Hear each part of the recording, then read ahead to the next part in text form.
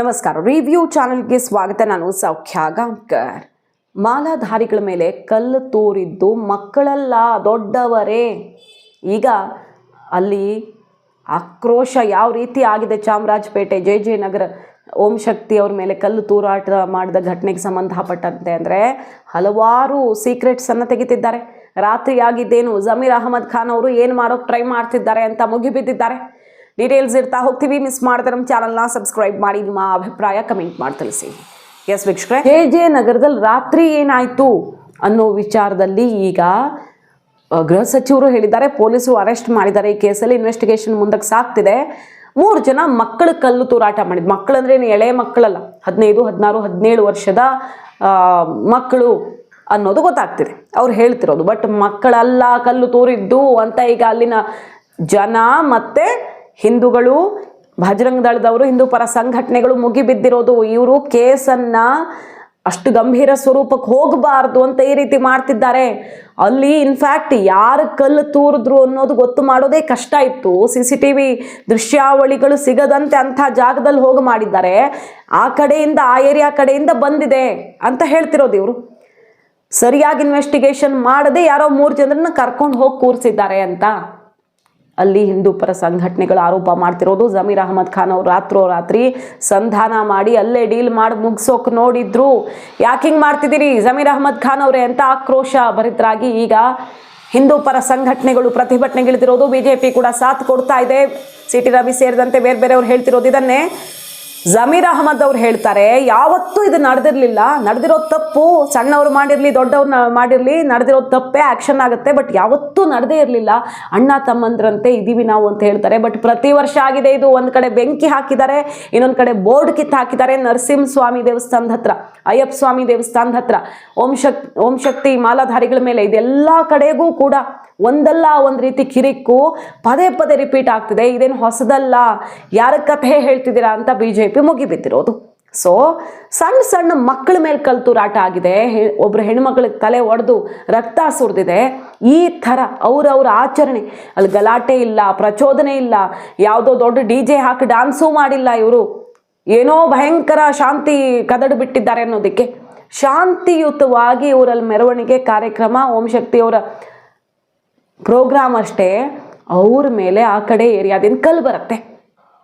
ಈಗ ಜಮೀರ್ ಅವ್ರು ಏನು ಹೇಳ್ತಿದ್ದಾರೆ, ಮಕ್ಕಳ ಹಿಂದೆ ಯಾರಾದರೂ ಇದ್ದಾರಾ ಅಂತಾನು ತನಿಖೆ ಮಾಡಿ ಅಂತ ಹೇಳಿದ್ದೀನಿ ನಾನು, ಅಲ್ಲೇ ಮುಗಿಸಿ ಏನು ಮುಚ್ಚಾಗ್ತಿಲ್ಲ ಅಂತ. ಆದರೆ ಈ ಕೇಸ್ನ ಗಾಂಭೀರ್ಯತೆ ಕಡಿಮೆ ಮಾಡೋದಕ್ಕೆ ಅಂತಾನೇ ಅವರು ಪ್ಲ್ಯಾನ್ ಮಾಡಿ ಈ ಥರ ಮಾಡಿದ್ದಾರೆ ಅಂತ ಹೇಳ್ತಾ ಇರೋದು. ಆ ದೇವಸ್ಥಾನದ ಪೂಜಾರಿಯಿಂದ ಹಿಡಿದು ಅಲ್ಲಿ ಸದಸ್ಯರ ತನಕ ಯಾವ ಥರ ಅಳಲು ತೋಡ್ಕೊಂಡಿದ್ದಾರೆ. ಸರಿ, ಈ ಪೂಜಾರಿ ಅವ್ರಿಗೆಲ್ಲ ಏನು ಸುಮ್ಮನೆ ಕಾಲು ಕೆರ್ಕೊಂಡು ಜಗಳಕ್ಕೆ ಹೋಗ್ತಿದ್ದಾರೆ? ಅವರು ಏನಾದರೂ ಮಾಡೋಕ್ಕೆ ಹೋಗಿದ್ರ? ಅವ್ರ ತೊಂದರೆನ ಅವ್ರ ಪಾಡಿಗೆ ಅವ್ರು ಆಚರಣೆ ಮಾಡ್ಕೊಳ್ಳೋದಕ್ಕೆ ಈಗ ತೊಂದರೆ ಆಗಿದೆ ನೋಡಿ. ಈಗ ಪ್ರಕ್ಷುಬ್ಧ ಆಗಿದೆ ಅಲ್ಲಿ ಏರಿಯಾದಲ್ಲಿ. ಈಗ ಅನಿವಾರ್ಯವಾಗಿ ತಮ್ಮ ಧಾರ್ಮಿಕ ಆಚರಣೆಗೆ ಧಕ್ಕೆ ಆಗಿದೆ ಅನ್ನೋ ಕಾರಣಕ್ಕೆ ಇವರು ಸಿಡ್ದೇಳ್ಬೇಕಾಯ್ತು. ಸೊ ತಾವು ಆಧ್ಯಾತ್ಮಿಕವಾಗಿ ಆರಾಮಾಗಿರ್ಬೇಕು ಅಂತನೋ, ತಮಗೇನೋ ಕುಟುಂಬಕ್ಕೆ ಒಳಿತಾಗ್ಲಿ ಅಂತನೋ ಇವ್ರು ಪೂಜೆ ಮಾಡೋಕೆ ಹೊರಟವರು ಈಗ ಇನ್ನೊಬ್ಬರ ಹತ್ರ ಕಿತ್ತಾಡ್ಕೊಂಡು ಕೋರ್ಟು ಸ್ಟೇಷನ್ ಅಂತ ಓಡಾಡ್ಕೊಂಡು ಕುತ್ಕೋಬೇಕೀಗ. ಇವ್ರಿಗೆ ಬೇಕಿತ್ತ ಇದು? ಅದಕ್ಕೆ ಹೋಗಿದ್ರ ಹಿಂದೂಗಳು? ಯಾಕಿಂಥ ಘಟನೆ ಆಯಿತು ಅನ್ನೋದಕ್ಕೆ ಉತ್ತರ ಬೇಕಾಗಿದೆ ಅಲ್ವಾ? ಸೊ ಪ್ರತಿ ಸಲ ಘಟನೆಗಳಾದಾಗಲೂ ಕೂಡ ಇದನ್ನು ದೊಡ್ಡದು ಮಾಡಬೇಡಿ ಅಂತ ಅಲ್ಲಲ್ಲೇ ಮುಗಿಸಿ ಸಂಧಾನ ಮಾಡಿ ಕೇಸೆಲ್ಲ ವಾಪಸ್ ತಗೊಂಡು ಇಂಥ ಕುಮ್ಮಕ್ಕನಿಂದ ಇದಾಗ್ತಿರೋದು, ರಿಪೀಟ್ ಆಗ್ತಿರೋದು ಅಂತ BJP ಈಗ ಮುಗಿ ಬಿದ್ದಿದೆ ನೋಡಿ. ಇದೇ ಮೊದಲೇನಲ್ಲ, ಇದು ಪ್ರತಿ ಬಾರಿ ಕೂಡ ನಡೀತಾ ಇದೆ. ರಾತ್ರಿ DCP ಅವರು ಹೇಳಿದ್ದು ಮತ್ತೆ ACP ಭರತ್ ರೆಡ್ಡಿ ಅವರು ಹೇಳಿದ್ದು ನೈಜ ಅಪರಾಧಿಗಳನ್ನ ಪತ್ತೆ ಮಾಡ್ತೀವಿ ಅಂತ. ಕಲ್ಲೆಸ್ತಿರೋದು ಯಾರನ್ನ ತಂದು ಕೂರಿಸಿದಿರ ಒಳಗಡೆ? ಇದು ಬೂಟಾಟಿಕೆಯನ್ನ ಬಿಡಿ, ಸಂಧಾನ ಬಿಡಿ. ರಾತ್ರಿ ಎಲ್ಲೋಗಿತ್ತು? ರಾತ್ರಿ ಸಂಧಾನ ಮಾಡ್ಲಿಕ್ಕೆ ಬಂದ್ರಿ, ಯಾಕೆ ಯಾರು ಅರೆಸ್ಟ್ ಮಾಡ್ತಾ ಇಲ್ಲ? ಅಲ್ಲ ಸರ್, ಈಗಾಗಲೇ ಕೇಸಿಗೆ ಸಂಬಂಧಪಟ್ಟ FIR ದಾಖಲೆ ಮಾಡಿದ್ದಾರೆ. FIR ಮಾಡಿದಂತ ಸಂದರ್ಭದಲ್ಲಿ ಸಂಧಾನದ ಒಂದು ಮಾತುಕತೆ ಬರಲ್ಲ. ಯಾಕಂದ್ರೆ FIR ಮಾಡಿದರೆ ಪೊಲೀಸರು ಇನ್ವೆಸ್ಟಿಗೇಷನ್ ಮಾಡ್ತಾರೆ. ಈಗ ಆಲ್ರೆಡಿ ಅಪ್ರಾಪ್ತರು ಅಂತೇಳಿ ಕಸ್ಟಡಿಗೆ ಕೂಡ ತಗೊಂಡಿದ್ದಾರೆ. ಯಾವ ಆಧಾರದ ಮೇಲೆ ನೀವು ಅವರು ಅಪರಾಧಿಗಳಲ್ಲ ಅನ್ನೋ ನಿರ್ಧಾರಕ್ಕೆ ಬಂದಿದ್ದೀರಿ? ನೋಡಿ ಸರ್, ಇಲ್ಲಿ ರಾತ್ರಿ ಇಷ್ಟು ಬೇಗ ಇವರು ಸೆರೆ ಹಿಡಿದಿದ್ದಾರಲ್ವಾ, ಅವರೇ ಕಲ್ಲೊಡೆದ್ರು ಅನ್ನೋದಕ್ಕೆ ಸಾಕ್ಷಿಗಳನ್ನ ಇವ್ರು ಕೊಡ್ಬೇಕಾಗತ್ತೆ ಮೊದಲನೇದಾಗಿ. ಮತ್ತೆ ಯಾವುದೇ ಕಾರಣಕ್ಕೂ ನೋಡಿ, ಈಗ ಅಲ್ಲಿ ಒಳಗಡೆ ಮಿನಿಸ್ಟರ್ ಇದ್ದಾರೆ ಅಂತ ಹೇಳಿ ಅಲ್ಲ ಸರ್, ಈಗ ಅದು ಪೊಲೀಸರ ಇನ್ವೆಸ್ಟಿಗೇಷನ್ ಸಂಬಂಧಪಟ್ಟಂತ ವಿಚಾರ, ಅದು ಅವ್ರು ಸಾಬೀತು ಮಾಡಬೇಕಾಗುತ್ತೆ. ಯಾವ ಆಧಾರದ ಮೇಲೆ ಅವ್ರು ನೈಜ ಆರೋಪಿಗಳಲ್ಲ? ಸರ್, ನೈಜ ಆರೋಪಿಗಳಲ್ಲಿ ಯಾರಲ್ಲ ಅಂತ ಹೇಳ್ತಾ ಇದೀವಿ ಅನ್ನೋ ಕಾರಣ ಕೊಡ್ತೀನಿ ನಾನು. ಅಲ್ಲಿ ಕಲ್ಲು ಬಂದಿರುವಂತದ್ದು ಎಲ್ಲಿಂದ, ಅಲ್ಲಿ ಯಾರಿದ್ರು ಕೂಲಂಕುಷವಾಗಿ ತನಿಖೆ ಮಾಡಿ ನೀವು ವಶಕ್ಕೆ ತಗೊಳ್ಬೇಕು. 3 ಜನ ಬೆಳಗ್ಗೆ ಕರ್ಕೊಂಡ್ಬಂದು ಕೂರಿಸ್ಬಿಟ್ಟು ನಾವು ಅರೆಸ್ಟ್ ಮಾಡಿದೀವಿ ಅಂತ ಇವ್ರು ಹೇಳ್ತಾರೆ. ಮಿನಿಸ್ಟರ್ ಸ್ಟೇಷನ್ಗೆ ಭೇಟಿ ಕೊಡ್ತಾರೆ. ಇದ್ರ ಹಿನ್ನೆಲೆ ಏನು, ಉದ್ದೇಶ ಏನು ಅಂದ್ರೆ ಇಲ್ಲಿ ಯಾರಿಗೂ ಕೂಡ ರಕ್ಷಣೆ ಇಲ್ಲ, ಹಿಂದೂಗಳಿಗೂ ರಕ್ಷಣೆ ಇಲ್ಲ. 3 ದಿನದಿಂದ ಅಯ್ಯಪ್ಪ ಬೆಂಡಲ್ಲಿ ಬೆಂಕಿ ಹಾಕ್ತಾರೆ, ರಾತ್ರಿ ಓಂ ಶಕ್ತಿ ಅವ್ರ ಮೇಲೆ ಕಲ್ಲು ತೂರ್ತಾರೆ. ಎಲ್ಲಿಗೂ ಹೋಗ್ತಾ ಇದೆ? ಅದೇನು ಯಾರು ಮಾಡಿದ್ರು ತಪ್ಪದು. ಮೈನರು ಮೇಜರು ಅದು ಲೆಕ್ಕಕ್ಕೆ ಬರಲ್ಲ. ನನ್ನ ಅನಿಸಿಕೆ ಸಣ್ಣ ಮಕ್ಕಳು ಮಾಡೋಕ್ಕೆ ಸಾಧ್ಯ ಇಲ್ಲ. ನಾನು ಅದೇ DCP ಅವ್ರಿಗೆ ಹೇಳಿದೆ, ಪಾಪ 13 ವರ್ಷ 14 ವರ್ಷ ಹುಡುಗರು ಅಂತ 3 ಜನನ ಅರೆಸ್ಟ್ ಮಾಡಿದ್ದಾರೆ. ಸಣ್ಣ ಹುಡುಗರು ಮಾಡಿ ಸಣ್ಣ ಹುಡುಗರು ಮಾಡಿದ್ರು ತಪ್ಪು, ದೊಡ್ಡವ್ರು ಮಾಡಿದ್ರು ತಪ್ಪು, ಮೈನರ್ ಮಾಡಿದ್ರು ತಪ್ಪು, ದೊಡ್ಡವ್ರು ಮಾಡಿದ್ರು ತಪ್ಪು. ಅದಕ್ಕೆ ನಾನು DCPಗೆ ಹೇಳಿದ್ದೀನಿ, ಅದು ಹಿಂದೆ ಮಕ್ಕಳು ಹಿಂದೆ ಯಾರನ್ನ ಇರ್ಬೋದು ನನಗೆ ಅನಿಸ್ತಾ ಇದೆ, ದಯಮಾಡಿ ತನಿಖೆ ಮಾಡಿ ಅಂತ DCPಗೂ ಸೂಚನೆಯನ್ನು ಕೊಟ್ಟಿದ್ದೀವಿ. ನಮ್ಮ ಕ್ಷೇತ್ರದಲ್ಲಿ ಪರ್ಟಿಕ್ಯುಲರ್ ಸ್ವಾಮೀಜಿ ಇಲ್ಲಿ ಇದ್ದಾರೆ ಕೇಳಿ, ಅಧ್ಯಕ್ಷರು ಇಲ್ಲೇ ಇದ್ದಾರೆ. ನನ್ನ ಕ್ಷೇತ್ರದಲ್ಲಿ ನಾನು 2008 MLA ಆದಮೇಲೆ ಒಂದು ಸಣ್ಣ ಇನ್ಸಿಡೆಂಟ್ ಆಗೋಕ್ಕೆ ನಾನು ಕೊಟ್ಟಿಲ್ಲ.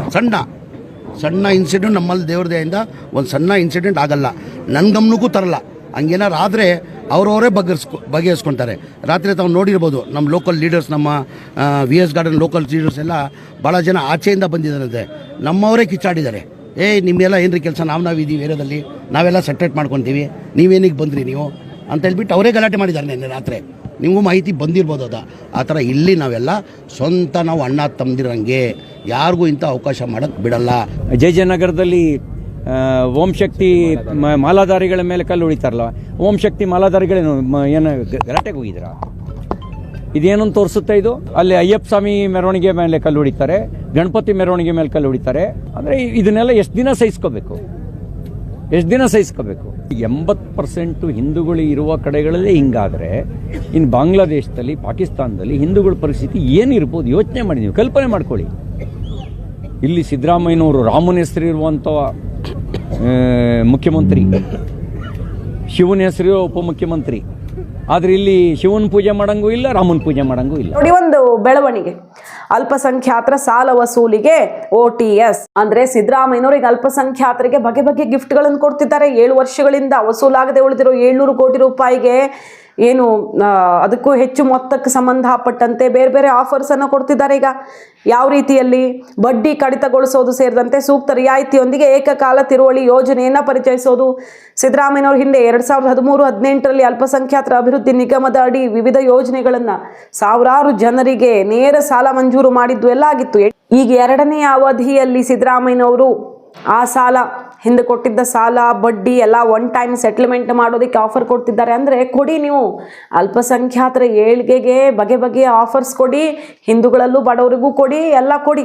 BJP ಅವ್ರು ಹೇಳೋದೇನು, ಅವ್ರಿಗೆ ಗುತ್ತಿಗೆ ಎಲ್ಲದರಲ್ಲೂ ಬೇರೆ ಬೇರೆ ರೀತಿಯಲ್ಲಿ ಮೀಸಲಾತಿ ಕೊಡ್ತೀರಾ, ಎಲ್ಲದರಲ್ಲೂ ಮೀಸಲಾತಿ ಕೊಡೋ ಪ್ರಯತ್ನ ಮಾಡ್ತೀರಾ, ಆ ಸಮುದಾಯಕ್ಕೆ ಮೀಸಲಾಗಿ ತುಂಬ ಕಾಳಜಿ ವಹಿಸ್ತೀರಾ ಅಂತ BJP ಹೇಳೋದು. ಸರಿ, ಆರೋಪ ಪ್ರತ್ಯಾರೋಪ, ಜಟಾಪಟಿಗಳು, ಓಲೈಕೆ ರಾಜಕಾರಣಿಗಳೆಲ್ಲ ಒಂದು ಕಡೆ ಆದರೆ ಹಿಂದೂಗಳಿಗೆ ಬೇರೆ ಏನೂ ಬೇಕಾಗಿಲ್ಲ. ರಕ್ಷಣೆನಾದರೂ ಕೊಡಿ ಕಡೆ ಪಕ್ಷ ಅಂದರೆ ಅದಕ್ಕೂ ಹಲವಾರು ಸಬೂಬುಗಳನ್ನು ಹೇಳ್ತಾರಲ್ಲ. ಗೃಹ ಸಚಿವರು ಅಂತಾರ, ಇವರು ಜಮೀರ್ ಅಹಮದ್ ಖಾನ್ ಅವರು ಅಂತಾರ, ಇದುವರೆಗೆ ಆಗೇ ಇಲ್ಲ, ಇದು ಆಗೇ ಇರಲಿಲ್ಲ ಅಂತ ಹೇಳ್ತಿದ್ದಾರೆ. ಜನ ಆಗಿದೆ ಅಂತ ಹೇಳ್ತಿದ್ದಾರಲ್ಲ, ಪದೇ ಪದೇ ಆಗ್ತಿದೆ, ಮಧ್ಯದಲ್ಲಿ ಗೋಡೆ ಹಾಕ್ಬಿಡಿ ಬದುಕಕ್ಕಾಗ್ತಿಲ್ಲ ಅಂತ ಜನ ಹೇಳ್ತಿದ್ದಾರೆ. ಸರಿ, ಮಿನಿಸ್ಟ್ರಾಗಿ ನಿಮ್ಮ ಮಾತಿಗೆ ನಾವು ಬೆಲೆ ಕೊಡೋಣ, ಜನ ಮಾತಿನ ಹಾಗಾದ್ರೆ ಜನ ಆಡ್ತಿರೋ ಮಾತಿಗೆ ಬೆಲೆ ಇಲ್ಲ ಅಂತ ತಳ್ಳಿ ಹಾಕೋಣವಾ ಅನ್ನೋದು ಈಗ BJP ಕೂಡ ಸರ್ಕಾರದ ವಿರುದ್ಧ ಮುಗಿಬಿದ್ದಿರೋದು, ಪ್ರಶ್ನೆ ಕೇಳ್ತಾ ಇರೋದು. ಅಲ್ಲಿ ಬದುಕ್ತಿರೋ ಜನರಿಗೆ ಉಸಿರುಗಟ್ಟಿಸೋ ಥರ ಮಾಡಬೇಡಿ ಸ್ವಾಮಿ ಅಂತ. ಹಾಗಾಗಿ ಸಿದ್ದರಾಮಯ್ಯ ಸರ್ಕಾರದ ವಿರುದ್ಧ ಮೊದಲೇ ಮುಸಲ್ಮಾನ್ ಓಲೈಕೆ ಹಣೆಪಟ್ಟಿ ಇದೆ. ಕೋಗಿಲು ಅಲ್ಲಿ ಭವ್ಯ ಬಂಗಲೆ ಕೊಡೋಕೆ ಹೊರಟಿರೋದು, ಅಪಾರ್ಟ್ಮೆಂಟ್ ಕೊಡೋಕೆ ಹೊರಟಿರೋದು ಇದೇ ಕಾರಣಕ್ಕೆನೂ ಆಕ್ರೋಶ ಸಿಡ್ದಿದೆ ಒಂದು ಕಡೆ. ಇಲ್ಲಿ ನೋಡಿದ್ರೆ ಈ ರೀತಿಯಲ್ಲಿ ಕಲ್ಲು ಹೊಡೆದು ಅವ್ರ ತಲೆ ನೆತ್ತಿ ಹೊಡೆದ್ರೂ ಕೂಡ ಕೇಸ್ ಗಂಭೀರ ಆಗದಿರೋ ರೀತಿಯಲ್ಲಿ ಸಂಧಾನಕ್ಕೆ ಬಂದಿದ್ದಾರೆ ಅಂತ ಆರೋಪ ಜಮೀರ್ ಅವ್ರ ಮೇಲೆ.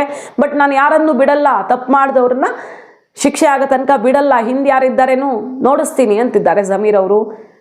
ಚಾಮರಾಜಪೇಟೆಯ ಪರಿಸ್ಥಿತಿ ಹಿಂಗಾಗ್ಬಿಟ್ರೆ, ಅಲ್ಲಿ ಹಿಂದೂಗಳು ಬದುಕೋದು ಕಷ್ಟ ಹಾಗಾದ್ರೆ ಅಂತ ಆಗಿಬಿಟ್ರೆ BJP ಪ್ರಶ್ನೆ ಮಾಡ್ತಿರೋದು. 80% ಹಿಂದೂಗಳು ಇರೋ ಕಡೆಗಳಲ್ಲೇ ಹಿಂಗಾದ್ರೆ ಇನ್ನು ಬಾಂಗ್ಲಾದಲ್ಲಿ ಹಿಂಸಾಚಾರ ಆಗದೆ ಇನ್ನೇನಾಗುತ್ತೆ ಅಂತ ನೋಡೋಣ. ಸರ್ಕಾರ ಯಾವ ರೀತಿ ಈ ಕೇಸ್ಗೆ ಒಂದು ತಾರ್ಕಿಕ ಅಂತ್ಯ ಕಾಣಿಸುತ್ತೆ ಅಂತ. ಮಾಹಿತಿ ಇಷ್ಟ ಆಗಿದ್ರೆ ಮಿಸ್ ಮಾಡಿದ್ರೆ ನಮ್ಮ ಚಾನಲ್ನ ಸಬ್ಸ್ಕ್ರೈಬ್ ಮಾಡಿ, ನಿಮ್ಮ ಅಭಿಪ್ರಾಯ ಕಮೆಂಟ್ ಮಾಡಿ ತಿಳಿಸಿ. Thank you.